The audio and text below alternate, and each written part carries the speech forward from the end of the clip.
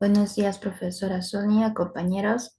El día de hoy, quien les habla, Leandra Karina Manchoque, expondrá sobre las urgencias neurológicas, convulsiones y crisis epiléptica y la migraña. Como sabemos, el sistema nervioso es uno de los complejos más importantes del organismo. Entre sus funciones destaca recibir y procesar toda la información tanto del interior del cuerpo como del entorno. Con ello regula el funcionamiento de los demás órganos y sistemas del organismo. El sistema nervioso, debemos recordar, está dividido en sistema nervioso central y sistema nervioso periférico. El sistema nervioso central se va a componer del encéfalo y la médula espinal. El encéfalo es la parte que contiene el cerebro, cerebelo y el tronco del encéfalo. Y la médula espinal es una parte situada en el interior de la columna vertebral. Su función es recibir, integrar y correlacionar los distintos tipos de información sensorial. Además, genera nuestros sentimientos, emociones y recuerdos. Una vez integrada la información, manda la orden para ejecutar una respuesta adecuada a través de las funciones motoras del sistema nervioso periférico. Por otro lado, el sistema nervioso periférico se va a componer de los nervios que conectan el encéfalo y la médula con el resto del organismo. Los nervios del encéfalo son los nervios craneales y los que surgen de la médula espinal son los nervios raquídeos o espinales. La función de estos es enviar la información desde los receptores sensoriales hasta el sistema nervioso central y desde el sistema nervioso central hasta los órganos efectores. El aparato nervioso está compuesto por los nervios, los cuales son los conductores que tienen el origen en el cerebro y llegan a todas las partes del cuerpo. Y las neuronas, que es la unidad básica, que son las células especializadas del conductor que reciben y transmiten los impulsos en nervios electroquímicos.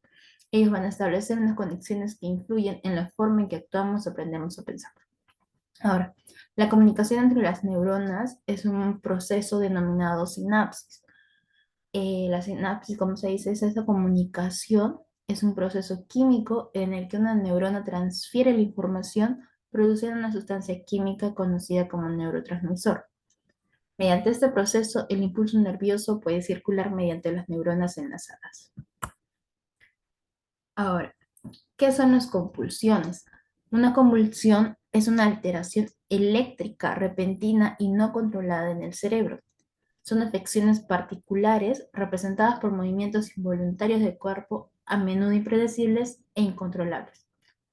La musculatura involuntaria del cuerpo es la responsable de estos espasmos que generalmente durante la crisis se contraen y relajan continuamente durante un periodo variable de tiempo. ¿Qué es la crisis epiléptica? Una crisis epiléptica es una interrupción brusca del funcionamiento normal del cerebro causada por un grupo de neuronas que, por distintas causas, tienen una actividad eléctrica anómala, que no sigue el ritmo coordinado de las demás. Dependiendo de las funciones que realicen estas neuronas enfermas, las manifestaciones serán motoras, sensoriales, sensitivas, autonómicas o psíquicas. Y las características de las crisis dependerá del lugar donde empieza la descarga anómala, de su propagación o no a otras áreas cerebrales y de si se altera o no la conciencia. La fisiopatología de la epilepsia. Entonces, podemos definir a la epilepsia como una descarga brusca de intensidad normal con hipersincronía de un conjunto de neuronas del cerebro. Y esto dará lugar a una serie de manifestaciones clínicas que a veces pueden ser muy evidentes y otras son más subjetivas y difíciles de ver.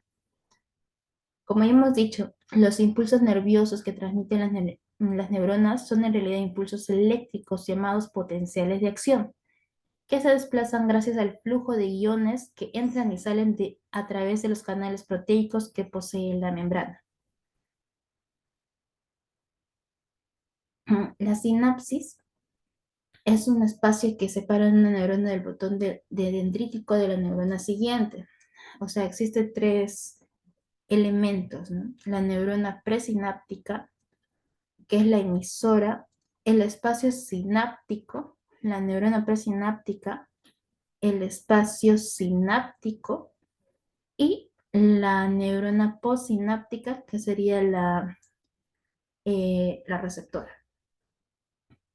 Es importante saber que el impulso eléctrico que llega, es decir, el flujo de iones, estará controlado por los neurotransmisores del axón terminal de la neurona presináptica, que se liberarán al espacio sináptico y que actuarán en receptores de la neurona postsináptica y serán encargados de excitar o inhibir el potencial de acción en la siguiente neurona o neurona postsináptica.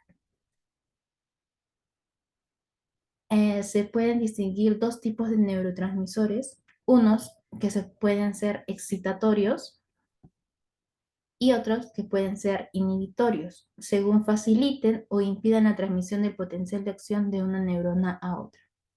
¿Qué ocurre en las crisis epilépticas?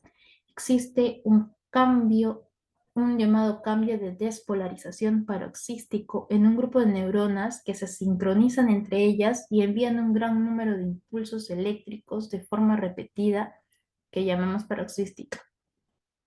Esto se debe a dos posibles mecanismos causales que se pueden combinar entre ellos. Uno es que sea un exceso de excitación y otro que sea un déficit de inhibición. ¿Cuál es la diferencia entre este impulso eléctrico excitatorio e inhibitorio? Es que la neurona excitatoria, eh, aquí el potencial de acción irá progresando porque va abriendo los canales de sodio que van entrando a célula y se van despolarizando y esto va progresando. Por la parte posterior, el potasio irá saliendo de forma que se irá repolarizando por detrás. Es el proceso que hemos explicado y al final habrá un equilibrio, un reequilibrio entre el sodio y el potasio a través de unas bombas o unos canales específicos iónicos para ellos. El potencial de acción llegará a la parte terminal del axón, donde abrirá unos canales de calcio. Y esta apertura de los canales de calcio propiciarán la entrada de este ion del calcio a nivel presináptico y esto será muy importante para la liberación del neurotransmisor específico excitatorio, que en este caso es el glutamato. El calcio intracelular que en ese momento hay, lo que hará será movilizar unas vesículas sinápticas en las que habrá este neurotransmisor que es el glutamato y que se fusionarán a nivel de la membrana presináptica y liberarán el glutamato al espacio sináptico, a la hendidura sináptica, de forma que irá llegando a la membrana postsináptica y se unirá a otros receptores específicos, formándose un complejo de glutamato con este receptor. Estos receptores que están en los canales específicos son el NMDA. Entonces, esto hará que el nivel de neurona postsináptica es que se abran los canales de sodio y también de calcio, se provoque una despolarización. Cuando llega un umbral causará el potencial de acción, y ya tenemos otra vez el impulso nervioso, el impulso eléctrico que seguirá adelante. Por otra parte, tenemos un impulso inhibitorio que podemos encontrarnos en neuronas inhibitorias en las cuales el proceso es el mismo, el potencial de acción que llegará al terminal presináptica. Lo que ocurre aquí es que el neurotransmisor será el GABA. Se formarán unas vesículas que se fusionarán con la membrana presináptica y liberará el GABA al espacio o la hendidura sináptica y llegarán a unos canales específicos y contactarán con unos receptores que en este caso son los GABA alfa o GABA A, y esto es lo que propiciarán son la apertura de unos canales por los cuales a través de lo entrará el cloro, el cloruro que tiene carga negativa y lo que ocurrirá es que no neutralizará el efecto anterior que hemos explicado. De forma que lo que hace es inhibir el impulso eléctrico y que sea más difícil que se alcance el umbral. Tanto en un caso como en otro, hay otros mecanismos de recaptación presináptica por los cuales el GABA vuelve la neurona presináptica, pero mm,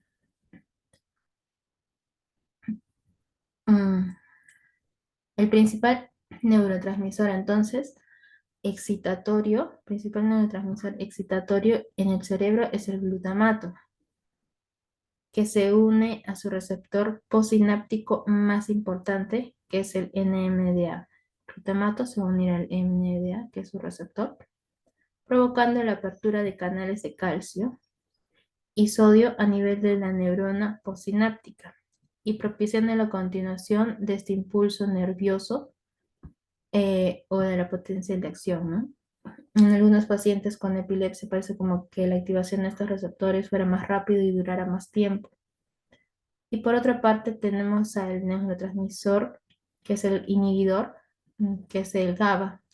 Este se va a unir a su receptor postsináptico, el GABA-A,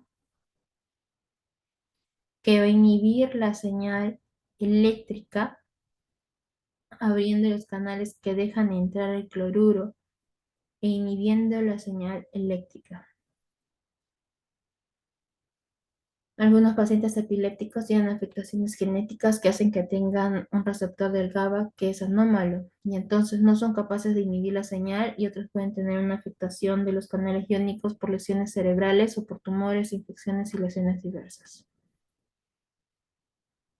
Independientemente de que sea una disminución de la inhibición de la señal eléctrica del impulso nervioso o un aumento de la activación del impulso nervioso o de la actividad eléctrica, si hay un grupo de neuronas que empiezan con descargas eléctricas repetidas y de forma simultánea, o sea, el cambio de despolarización paroxístico del que hablamos al principio, esto causará unos signos externos que pueden ser evidentes o unos síntomas subjetivos difíciles de ver, pero constituirán las manifestaciones de la epilepsia.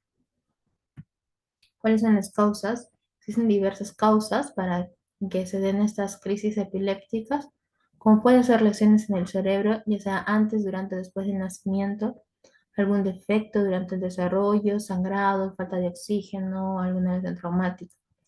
Pueden ser los trastornos degenerativos que van a afectar el cerebro, pueden ser infecciones del sistema nervioso, pueden ser tumores cerebrales o coágulos, o puede ser reacciones también a reacciones tóxicas, a drogas y otras sustancias. También puede ser deberse a defectos genéticos, trastornos metabólicos y químicos. La clasificación. La clasificación actual, según la Liga contra la Epilepsia y la AE 2017, ha clasificado de esta manera, con un origen focal, un origen generalizado y un origen desconocido. La ILAE, por sus siglas en inglés, decidió modificar este sistema de clasificación de 1986 y actualizarlo, ¿no?, al año 2017. Esta clasificación tiene tres apartados dependiendo de los síntomas de inicio del paciente: crisis de inicio focal, crisis de inicio generalizado y crisis de inicio desconocido. La crisis de inicio focal se originan dentro de redes limitadas a un hemisferio. Pueden ser localizadas o más ampliamente distribuidas. Las crisis generalizadas son aquellas que se van a originar en un punto con una amplia y rápida participación de redes distribuidas bilateralmente. Y las crisis en las que no se puede decidir si son de inicio focal o generalizado o un nivel de confianza se deben considerar de inicio desconocido. Ah, ¿Cómo se clasifican actualmente estas crisis de inicio focal? Básicamente por el estado de conciencia, el cual va a ser un diferenciador del tipo de crisis. Por conciencia se va a entender la relación de uno mismo con el medio externo. Establecemos conciencia en epilepsia como el estado mental, con aspectos tanto objetivos como subjetivos, que comprende un sentido de uno mismo como una entidad única con capacidad de respuesta y memoria. Una crisis focal se clasifica por el grado de conciencia durante el inicio de la crisis y que puede alterarse en cualquier momento del evento. Las crisis focales con o sin alteración de la conciencia también pueden subclasificarse según inicien con síntomas motores o no motores. Y posteriormente se recomienda añadir algo que en la clasificación en 2017 se denomina descriptores, los cuales son síntomas y signos que presenta el paciente durante la crisis. Los descriptores se han dividido en 6 grupos, que son los motores, automatismos, sensitivos, emocionales, cognitivos o autonómicos. ¿Cómo se dividen entonces estos signos o síntomas? Los motores se van a involucrar a la musculatura en cualquier forma, un incremento o disminución en la contracción muscular para producir un movimiento. Los más frecuentes son arresto motor, astático, clónico, disartria, distónico, empuje pélvico. descoordinación, mioclónicos, parálisis, paresia, postura de esgrimista y bursivo. La confusión clínica más frecuente es diferenciar las crisis clónicas de las mioclónicas. Una crisis clónica es un movimiento ya sea simétrico o asimétrico que es repetitivo, regular y que involucra los mismos grupos musculares. La crisis mioclónica es una contracción súbita, breve, involuntaria, única o múltiple de los músculos o grupos musculares de topografía variable, axial, extremidad proximal o distal. El mioclono es menos repetitivo y sostenido. Los automatismos son actividad motora más o menos coordinada que ocurre generalmente cuando la cognición está deteriorada y en el cual el sujeto está después generalmente amnésico. Habitualmente se asemeja a un movimiento voluntario y los más frecuentes son la agresión, manuales, orofaciales, de perseverancia, sexuales, de vestirse, vocalización, caminar o correr. Los sensoriales están relacionados con sensaciones, por lo tanto no son signos en este caso, sino son síntomas. Se reportan con mayor frecuencia los síntomas auditivos, gustativos, olfatorios, somatosensoriales, vestibulares, visuales y dolor específicamente. Los emocionales son crisis que se presentan como una emoción con un rasgo prominente inicial como miedo, alegría, euforia espontánea, risa, llanto, que se dan en ráfagas o brotes. Los cognitivos son los datos con mayor frecuencia se reportan son la acalculia, la afasia, alteración en la atención, fenómenos de lo visto y jamás visto, la disfasia, ilusiones, alteración de la memoria, pensamiento forzado, respuesta alterada o las alucinaciones. Las autonómicas es la alteración de la función del sistema nervioso autónomo que puede implicar aparato cardiovascular, pupilas, diaforesis, aparato gastrointestinal, vasomotor y funciones de termorregulación. En las crisis focales aparecen dos apartados que no se habían considerado anteriormente, como es el espasmo epiléptico, y el otro es la detención de la conducta. Una crisis de inicio focal con deterioro o no de la conciencia motora o no motora puede progresar a una actividad tónico-clónica bilateral. Antes se utilizaba el término para esta crisis, era el parcial secundariamente generalizada. En la actualidad se debe clasificar como crisis de inicio focal que evoluciona a crisis bilateral tónico-clónica. ¿Cómo se clasifican las crisis epilépticas generalizadas?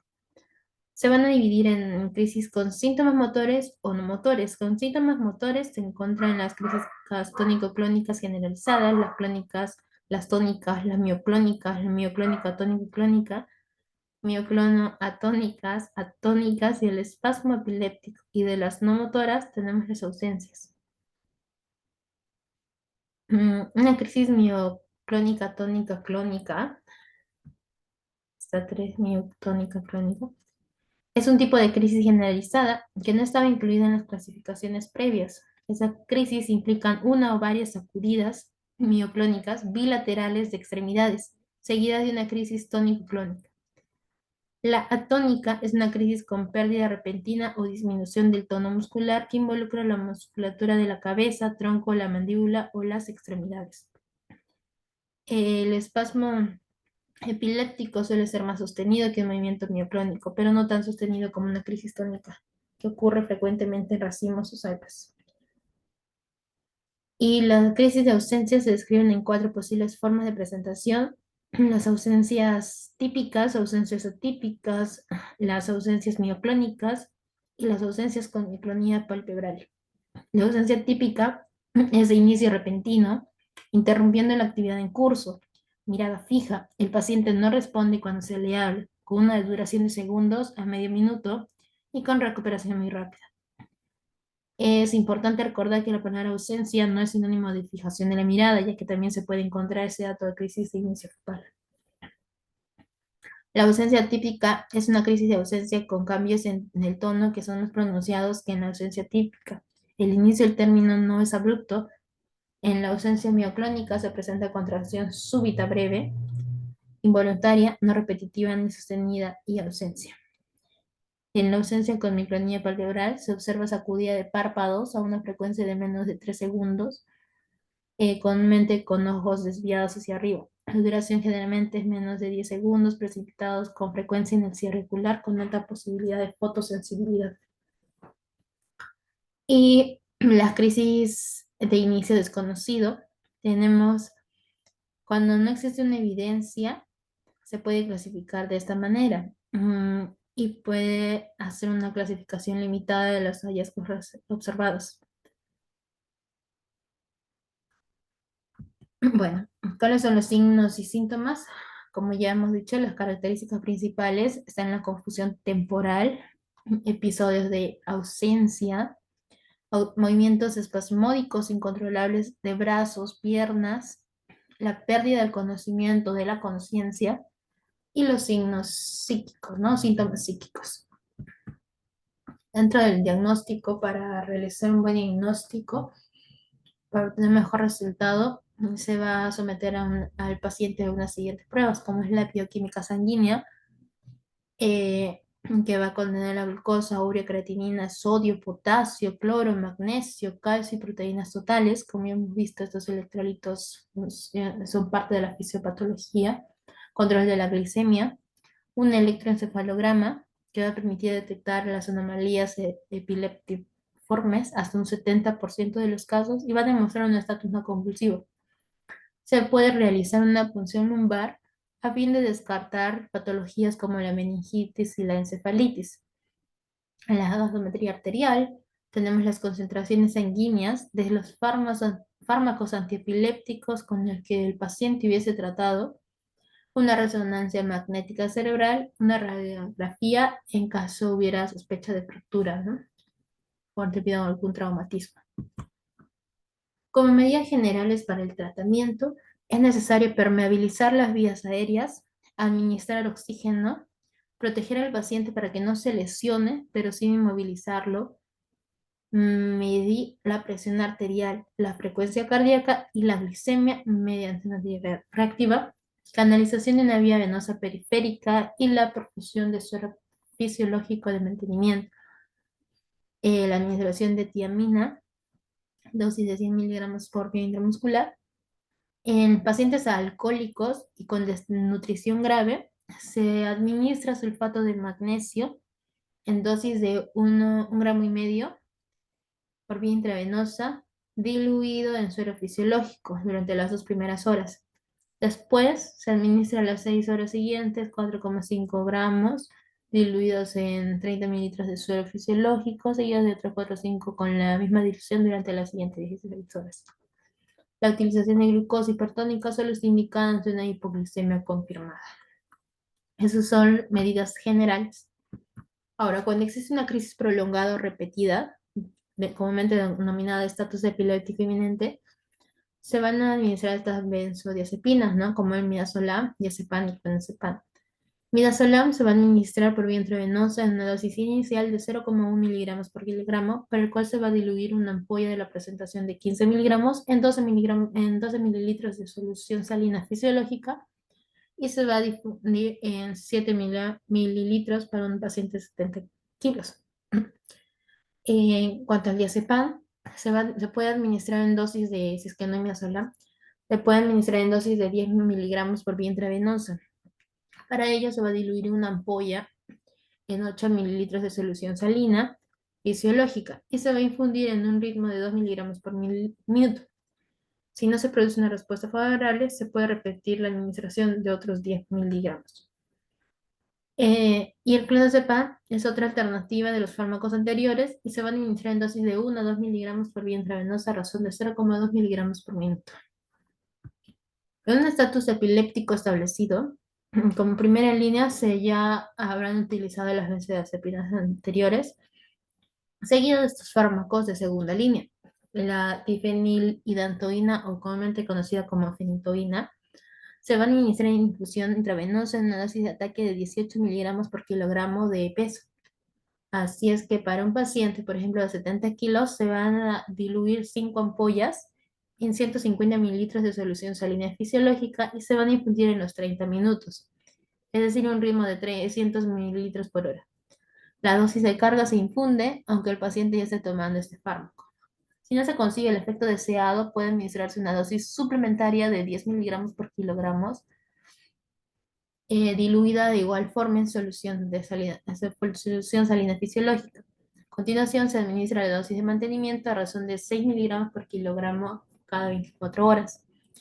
Y siguiendo con el ejemplo del paciente de 70 kilos, se diluyen dos ampollas en 500 mililitros de solución salina para obtener una dilución de 1 miligramo por mililitro y se va infundiendo a una velocidad de 18 mililitros por hora.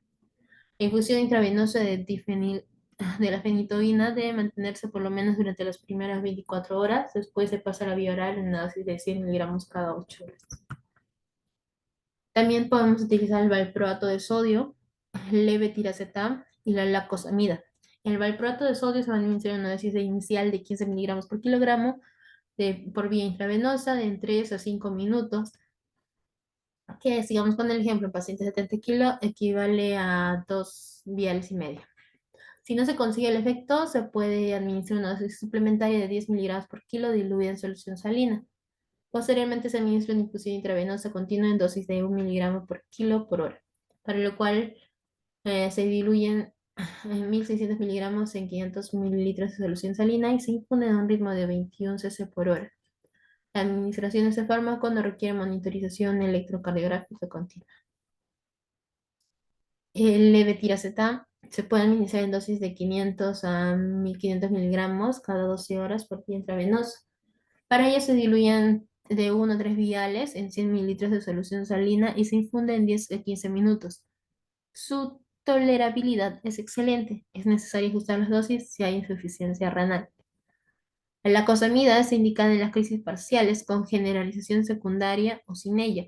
Se administra en dosis de 50 a 200 miligramos cada 12 horas por vía intravenosa, en 15 o entre 15 a 60 minutos. Por un alto contenido en sodio debe monitorizarse al paciente ante el riesgo de prolongación del intervalo PR. Ahora, continuamos con la migraña. ¿Qué es la migraña y cómo se clasifica? La migraña se clasifica como un tipo de cefalea primaria en la que no existe una relación estructural macroscópica subyacente, sino es más bien una disfunción del sistema nervioso central en varios niveles, siendo el dolor de cabeza el único principal síntoma y presentando episodios de dolor de una duración muy variable.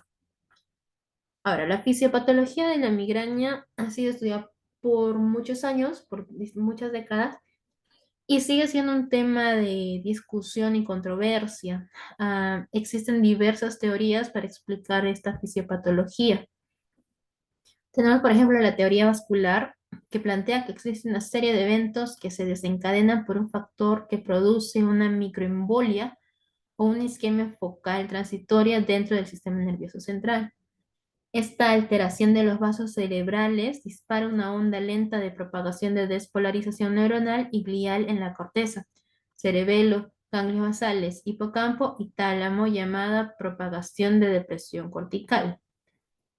La fisiopatología del dolor y la propagación de depresión cortical son causadas por cambios que se presentan en el tono vascular, donde hay una liberación neuronal y endotelial de neurotransmisores que estimulan las terminales periféricas del nervio trigémino. Esta se manifiesta con la dilatación de las arterias durales y piales, como vemos aquí. En la teoría neurovascular, que es otra teoría, la migraña es principalmente un proceso neurogénico con cambios secundarios en la perfusión cerebral. Al parecer, las personas que padecen migraña tienen un estado de hiperexcitabilidad neuronal en la corteza cerebral, especialmente en la corteza occipital. Ahora, las moléculas como el péptido relacionado con el gen de la calcitonina, el CGRP, y en menor grado el péptido activador de la adenilato ciclasa pituitaria, PACAP, se ha observado que se encuentran elevadas durante las crisis de migraña y en la migraña crónica, tanto en líquido cefalorraquídeo como en suero, y que su reducción farmacológica tenía una significación clínica con una mejoría en la migraña de los pacientes. El desarrollo clínico de los gepantes antagonistas del CGRP Para el tratamiento de la crisis de la migraña se encuentra interrumpido temporalmente debido a una transaminitis. Después, con respecto a la implicación de la cafeína, existe una evidencia fisiopatológica de hiperexcitabilidad cortical y de un estado pronociseptivo inducido a largo plazo por el exceso consumo del café también. Ahora, los tipos. Tenemos tipos de migraña también. Eh, Dentro de las migrañas, tenemos las más comunes son las migrañas con aura y migrañas sin aura. También tenemos las migrañas hemiplégicas, migrañas de tipo basilar y migrañas retianas. Las migrañas con aura son aquellas que van a presentar síntomas previo al dolor. Las migrañas sin aura, por su lado, tenemos en donde el dolor es intenso de cabeza, pero en este caso no hay síntomas. No hay síntomas. La migraña hemipléjica va a ocurrir normalmente mediante una crisis de movimientos motores.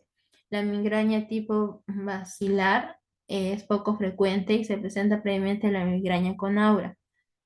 Y la migraña retiana, su principal característica es la pérdida de la visión parcial o total.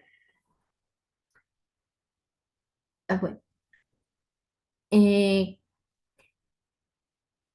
las migrañas con aura generalmente tienen unas manifestaciones sensoriales, manifestaciones motoras y unas alteraciones perceptuales y conductuales. Dentro de las manifestaciones sensoriales tenemos las visuales, las somatosensoriales. Las visuales tenemos escotomas, fotopsias, las fotosensoriales, somatosensoriales, tenemos parestesias, olfatorias, auditivas, gustatorias. Estas migrañas, las manifestaciones motoras tenemos la hemiparesia, disartria, afasia y vértigo.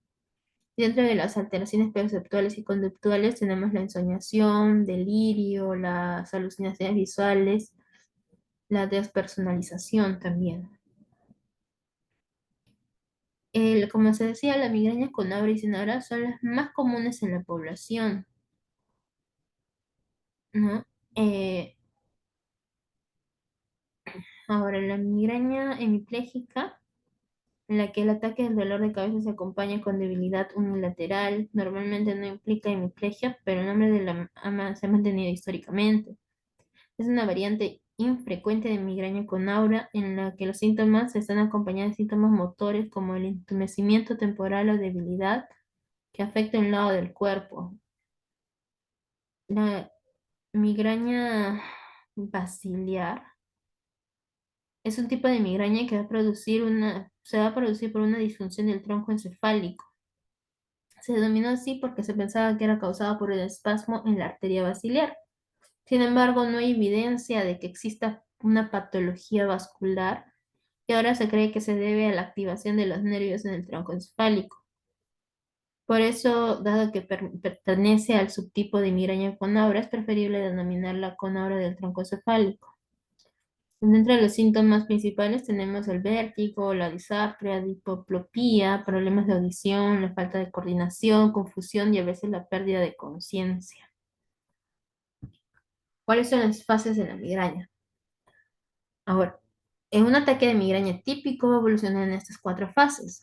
La fase síntomas premonitorios o pródromo, la fase de aura, que va a preceder o acompañar a a la cefalea, la cefalea o el ataque de migraña, y el pósdromo o fase final. ¿Mm? Ahora, la fase premonitoria o pródromo es un ataque de migraña que puede comenzar hasta las 72 horas antes de la fase del dolor de cabeza y va a presentar síntomas muy variados como son los cambios del estado de ánimo, que incluyen desde la euforia e hiperactividad hasta la tristeza y apatía. afectación cognitiva, irritabilidad, fatiga, antojos, bostezo excesivo, rigidez en el cuello, trastornos gastrointestinales y en el apetito, retención de líquidos, alteraciones sensoriales. Estos síntomas pueden ser presentes también en el inicio del aura en la migraña con aura o del dolor en la migraña sin aura y durante 2 horas siguientes. La fase de aura. Como ya hemos descrito, la fase de migraña se ve precedida y o acompañada por síntomas neurológicos transitorios conocidos como aura. El aura se define como un complejo de síntomas neurológicos focales irreversibles que ocurren durante el inicio, justo antes del inicio del dolor migrañoso. Usualmente se desarrolla entre 5 o 20 minutos y no dura más de 1 hora. Dentro de los principales síntomas, aunque más prevalecen, son las alteraciones visuales, pero también son comunes otros síntomas como la afección en el lenguaje, el olfato y la audición, por ejemplo, la dificultad para articular palabras, entender lo que se escucha. También se pueden presentar hormigueos en las manos, entumecimiento, parestesias, confusión y puede ocurrir junto con los síntomas visuales o independientemente de ellos. Dentro de estos síntomas visuales se pueden producir síntomas positivos, como son las alucinaciones, y los negativos. Los positivos pueden ser centelleos, eh, que el teicopsia, que son figuras dentadas brillantes, la distorsión en el tamaño y la forma de los objetos. Y dentro de los síntomas negativos, que se presentan como en zonas en las que hay pérdida de la visión parcial, conocidas como escotomas.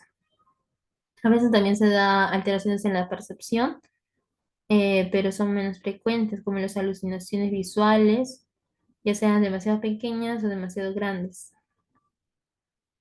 El logro puede ser acompañado de alteraciones perceptuales y cambios en la conducta, aunque no son manifestaciones comunes entre los pacientes, pueden ser alucinaciones de delirio, déjà vu, ensoñación. Ahora, la fase de migraña o fase de cefalea se caracteriza por el dolor pulsátil, intenso y hemicraneal que puede variar entre moderado e intenso y presentarse junto con otros síntomas como náuseas, fotofobia, vómitos, alteraciones sensoriales, sensibilidad al movimiento, luz y sonido, dificultad para concentrarse, la limitación para realizar actividades y la discapacidad, entre otros. Puede acompañarse también de dolor del cuello, depresión y ansiedad. Y la fase de resolución postdronom, en esta fase el dolor de cabeza producido por la migraña ya empieza a desaparecer. Puede durar varias horas e incluso días. Entre los síntomas de recuperación se incluyen la anorexia, cansancio, diuresis, fatiga, deterioro cognitivo, cambios de humor y sensación parecida a la resaca. Se podría añadir otra fase más, que es la fase interictal, que es aquella que se produce entre esos ataques de migraña, ¿no? Aunque los pacientes pueden parecer normales, la predisposición genética y los factores desencadenantes los hacen susceptibles a un posible ataque de migraña posterior. El diagnóstico. ¿Cuáles son los criterios de diagnóstico? Según la International Classification of Headache Disorders, tenemos un criterio de diagnóstico para la migraña sí y con aura. En este caso, la migraña sin aura es al menos 5 de crisis que cumplen los criterios del PALD. ¿Qué nos dice? Episodios de cefalea entre 4 y 72 horas de duración, ya sean tratados sin éxito o no tratados. La cefalea presenta por lo menos 2 de estas 4 características. La localización unilateral, que sea de carácter pulsátil, dolor de intensidad moderada a severa, y que empeora por o condiciona el abandono de la actividad física habitual. La otro criterio D es al menos uno de los siguientes durante la cefalea, de que hay presencia de náuseas, vómitos, fotofobia y fobia. Esas migrañas sin aura. Y en cuanto a la migraña con aura, tenemos que el aura comprende síntomas visuales, sensitivos y de lenguaje, y todos son completamente reversibles, pero no presentan síntomas motores, troncocefálicos ni retinianos. Presenta también al menos dos de estas cuatro características, que es la progresión gradual de al menos uno de los síntomas de aura durante un periodo mayor de 5 minutos y o dos o más síntomas que presentan consecutivamente. Cada síntoma individual de aura tiene una duración entre 5 a 1 hora. Al menos uno de los síntomas de aura es unilateral y el aura se acompaña antes de 60 minutos de cefalea. El tratamiento. Generalmente se utilizan AINES, es más sintomatológico. AINES, antieméticos y los agonistas serotoninérgicos. Dentro del AINES tenemos al naproxeno, ketoprofeno, ibuprofeno y diclofenaco sódico. Naproxeno de 500 a 1500 miligramos por día, vía oral. Ketoprofeno tenemos entre 100 a 200 miligramos por día. Ibuprofeno de 600 a 1800 miligramos al día y el diclofenaco entre 600 a 1800 igual miligramos. Antieméticos tenemos la metoclopramida de 10 a 30 miligramos por día, la domperidona de 10 a 30 miligramos por día de igual manera.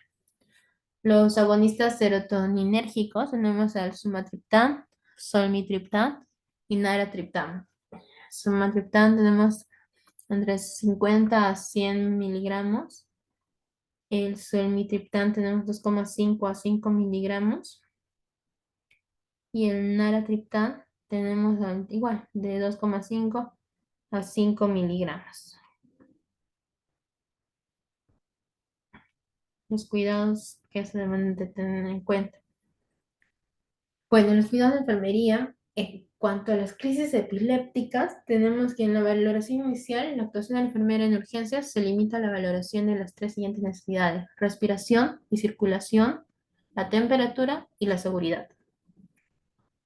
Dentro de los diagnósticos enfermeros podemos considerar el deterioro del intercambio gaseoso, el riesgo de perfusión cerebral ineficaz y el riesgo de infección. Asimismo, la planificación de los resultados está en cuanto al estado ventilatorio, intercambio gaseoso, estado respiratorio en cuanto a la ventilación. Tenemos el manejo de las vías aéreas, el estado de los signos vitales, el estado neurológico y el estado infeccioso. Como intervenciones tenemos la oxigenoterapia, la monitorización respiratoria, el manejo de las vías aéreas, la vigilancia de las infusiones vitales, la mejora de la perfusión cerebral, la administración de medicación, el control de las infecciones, con minimizar el contagio y transmisión de agentes infecciosos. En cuanto a la evaluación de la eficacia del tratamiento, tenemos que el paciente mantiene las vías aéreas permeables, está hemodinámicamente estable y tolera el tratamiento indicado. En cuanto a los cuidados de enfermería a cefaleas y migrañas, la valoración inicial está indicada por la observación de signos y síntomas, la valoración del dolor y la evaluación del sueño. Dentro de los diagnósticos se puede considerar el dolor agudo, deterioro del patrón del sueño, manejo inefectivo del régimen terapéutico, el afrontamiento inefectivo, la disposición para mejorar el manejo del régimen terapéutico. En cuanto a los resultados deseados, tenemos el control del dolor, el sueño, conocimiento, proceso de la enfermedad, conocimiento del régimen terapéutico, el cumplimiento, el afrontamiento de problemas, conducta de fomento de la salud, conducta terapéutica. Las intervenciones están dadas por el manejo del dolor, la administración de analgésicos, mejorar el sueño, en cuanto a la enseñanza sobre el proceso de la enfermedad, sobre los medicamentos prescritos, la modificación de la conducta, aumentar o mejorar el afrontamiento y una potenciación a la disposición del aprendizaje. Y en cuanto a la evaluación de la eficacia del tratamiento, pues el paciente no presenta dolor y mejora el sueño. Los aportes científicos. Bueno, sean dentro de los artículos revisados, tenemos, por ejemplo, este denominado evaluación y manejo de la primera crisis epiléptica, en donde nos dice que la evaluación de una primera crisis epiléptica es de gran trascendencia, ya que la ocurrencia de esta no implica necesariamente el diagnóstico de la epilepsia. Bueno, debemos recordar que la epilepsia son dos o más crisis no provocadas, separadas dentro de las 24 primeras horas. Mm, no todo paciente con primera crisis debe ser dejado en observación sin recibir el manejo apropiado. Esta decisión está en función del riesgo de ocurrencia de la crisis. Para ello, se recomienda la clasificación de la primera crisis epiléptica en 5 grupos y dependiendo del riesgo de recurrencia de crisis establecido para cada uno de ellos. Se va a tener una guía para proceder o no con el tratamiento antiepiléptico. Los grupos son pacientes con crisis epilépticas provocadas, pacientes con crisis sintomáticas agudas, pacientes con crisis sintomáticas remotas, unas primeras crisis asociadas a síndromes epilépticos, primeras crisis de causa desconocida. De acuerdo a la guía publicada por la Academia Americana de Neurología en el 2015, el manejo de las primeras crisis va a sugerir que los pacientes con crisis sintomáticas remotas, pacientes con anormalidades epileptiformes interictales, pacientes con estudios de imagen anormal, pacientes con crisis nocturnas, tienen un riesgo elevado para ocurrencia de crisis, por lo que deben ser tratados. La evidencia disponible a la fecha sugiere también que no hay una diferencia significativa entre el inicio precoz o diferido del tratamiento antiepiléptico para el control de la crisis a largo plazo. Y sobre la epidemiología de la migraña en España y América Latina, por Navarro y demás, en el año 2020, han hecho una revisión bibliográfica de donde valoran 23 estudios y han concluido de que en estos últimos años no todos los países de aquí, incluyendo España y Latinoamérica, cuentan con estudios epidemiológicos actuales de base poblacional y la mayor parte de ellos se desarrollaron hace más de 10 años, o sea, no hay datos actuales, no hay mucha diferencia. La metodología aplicada ha sido muy heterogénea, los datos de prevalencia obtenidos en los estudios seleccionados, y con la excepción de algunos realizados en Brasil, son muy similares a los que se han encontrado en España, ¿no? Entonces, sugerirían realizar nuevas investigaciones, conocer, ¿no? Qué está en la conducta de esta enfermedad, básicamente. Entonces, es importante seguir realizando investigación cuanto a estos temas. Eso sería todo. Muchas gracias.